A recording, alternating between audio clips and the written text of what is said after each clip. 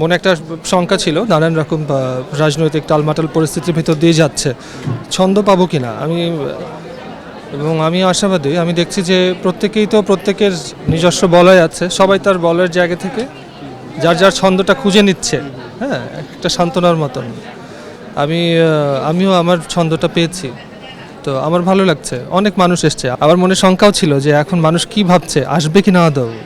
আচ্ছা, ত্রিস্তান এটা হচ্ছে কি, আমরা যখন বড় হতে হতে ক্রমশ যখন আমাদের বোধগুলো বিকশিত হয়, আমরা শৈশব দেখি যে খুব স্বতঃস্ফূর্ত আনন্দে ভরা, কিন্তু বড় হতে হতে আমরা যেন একটা বিষাদের এক একটা জগৎ আবিষ্কার করি, অষ্ট দুঃখের সঙ্গে পরিচয় হয়। হ্যাঁ, তো তখন আমরা কি করি, দুঃখ নিয়ে বসে থাকলে তো আমাদের চলছে না।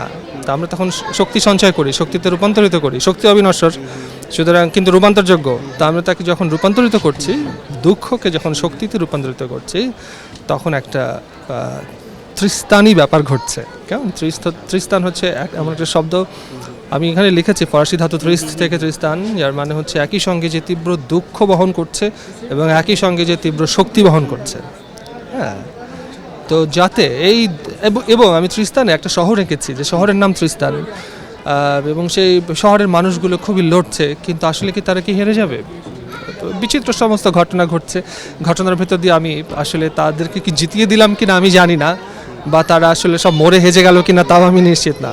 মেলা, বই, এখানে বই সংশ্লিষ্ট বিষয়, যেহেতু এখানে চিন্তা সংশ্লিষ্ট বিষয়, মানুষ তো ভাষায় চিন্তা করে, সুতরাং সে এখানে যখন ভাষার আকর, হ্যাঁ, সাহিত্যের একটা উপস্থাপন, এবং তার সঙ্গে মানুষ সংলগ্নতা এখনো শহীদ বোধ করছে, এটা একটা অনেক বড় আশার কথা। এবং আমার ধারণা যে কোনো না কোনো উপলক্ষে মানুষের এই শহীদ বোধটা চিরকালই টিকে থাকবে। এবং মানুষ তো এসছে, এবং বরাবরের মতো আমি এখানে যেমন এখানে নতুন, আমি প্রতিটা মেলায় প্রথম আমার বই প্রকাশিত 2016 সালে, সেই থেকে এসে এই অবধি আমি দেখেছি যে প্রতিবারই আমি কোনো না কোনো নতুন মুখ দেখছি। তার মানে একটা শক্তি, একটা মশাল যেন সঞ্চারিত হয়ে যাচ্ছে একের হাত থেকে আরেক।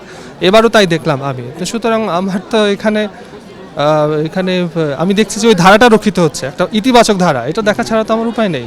সুতরাং ভালোবাসা থাকবে, এভাবেই চলুক, এটাই চাই।